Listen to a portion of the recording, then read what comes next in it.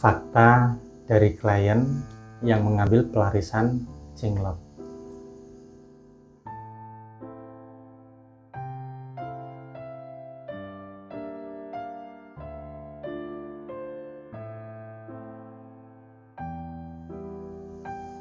Assalamualaikum warahmatullahi wabarakatuh.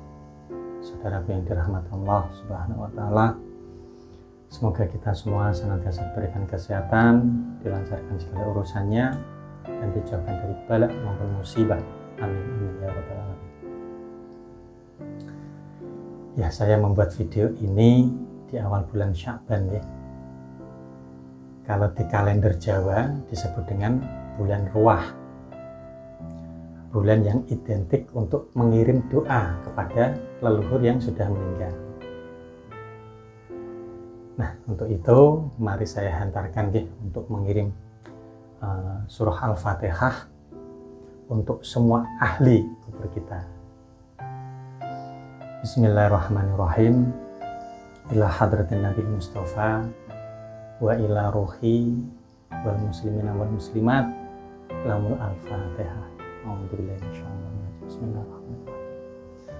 Alhamdulillahirabbil alamin arrahmanirrahim maliki yaumiddin iyyaka na'budu wa iyyaka nasta'in ihdinas siratal mustaqim siratal ladzina an'amta 'alaihim ghairil maghdubi 'alaihim waladdallin. Amin amin ya rabbal. Alhamdulillah. Ya, semoga semua amal ibadah leluhur kita diterima, kesalahan dan dosa-dosanya diampuni Allah Subhanahu wa Ta'ala, Tuhan yang Maha Kuasa. Amin. Nah, di kesempatan kali ini saya akan share salah satu kasus dari klien saya yang menggunakan sarana jenglot ya sebagai media pelarisan. Nah, sebut saja namanya itu adalah Ibu Inem. Tentu nama ini nama samaran ya. Nah, Bu Inem ini itu bisa dikatakan korban oknum yang tidak bertanggung jawab.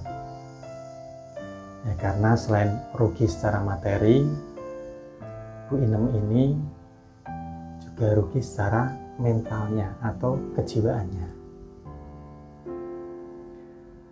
Bu Inem ini merasa dihantui dan tidak tenang hidupnya ya, karena sudah menggunakan jimat jenglot ini ya untuk pelarisan. Nah, semua ini itu berawal ketika usaha Bu Inem itu kalah saing dengan warung makan yang baru berdiri di dekat warung makan Bu Inem. Nah, beliau lalu mencari pelarisan. Ya, untuk singkat cerita, Bu Inem itu bertemu dengan seorang paranormal yang memberi solusi ya supaya menggunakan sarana jenglot tersebut. Ya, untuk maharnya itu sangat murah, hanya Rp250.000. Dan cara penggunaannya pun itu mudah, hanya menyimpan di warung atau di tempat warung makannya saja. Nah, tanpa pikir panjang, lalu Bu Inem itu membayar mahar tersebut dan menggunakan sarana jenglot. Nah, setelah penggunaan 3 bulan lebih, ya karena tidak ada perkembangan, ya, maka Bu Inem itu komplain ke paranormalnya. Oleh para tersebut, ya, beralasan harus ada ritual lagi, ya, agar jenglotnya itu bisa maksimal atau bekerja. Dan ritual ini membutuhkan biaya 1 juta. Nah, maka dibayarlah biaya tersebut ya, oleh Bu Inem. Nah, tidak sampai 1 bulan ya sejak ritual ini, paranormal tersebut itu menghubungi Bu Inem lagi, meminta uang senilai Rp2.500.000. Nah, dengan alasan untuk perawatan jenglot tersebut. Jika tidak dipenuhi, maka nyawa Bu Inem sekeluarga itu akan terancam.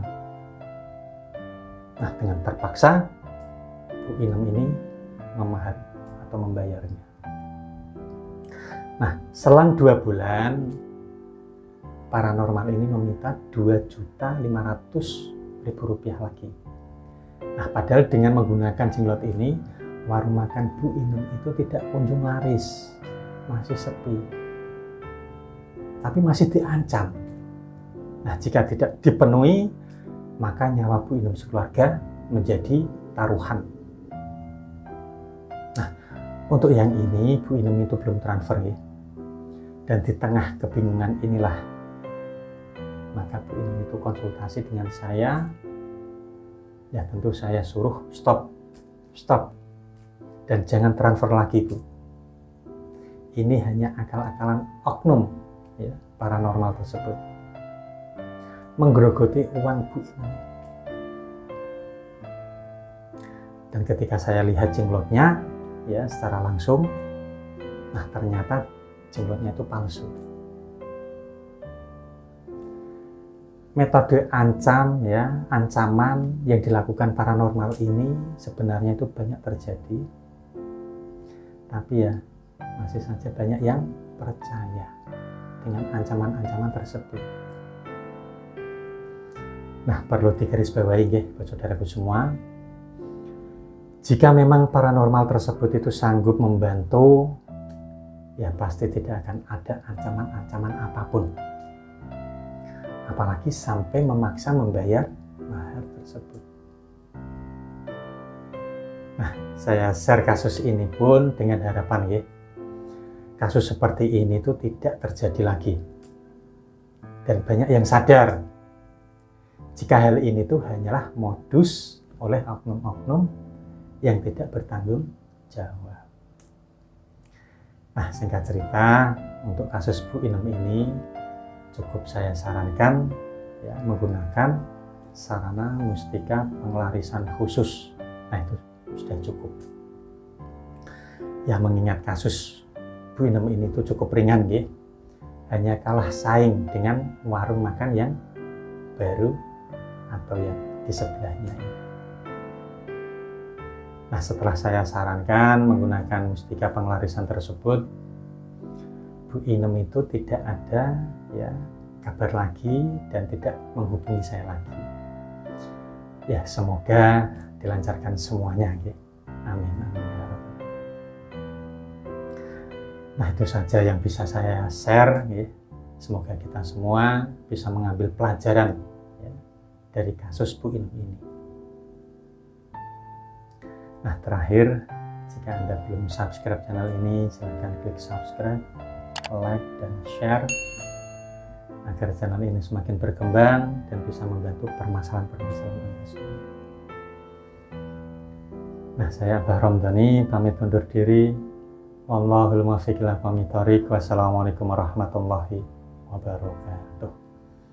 Alhamdulillahirabbil alamin. Ya Allah ya Rahman ya Rahim. Ya Allah ya Karim, Allahumma sholli ala sayyidina Muhammad.